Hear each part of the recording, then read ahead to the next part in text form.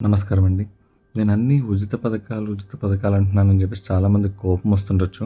And చాలామంది కోప్పడుతున్నారు కూడా. ప్రస్తుతం ఏర్పడ్డ ప్రభుత్వం ఇంతకు ముందుకే అప్పుల్లో ఉందని చెప్పి మళ్ళీ వీళ్ళిచ్చే పథకాల కోసం అప్పులు చేయాల్సి వస్తుందని చెప్పేసి నేను చెప్తున్నాను. ఇప్పుడు ఆర్టీసీ ఉచితం చేశారు.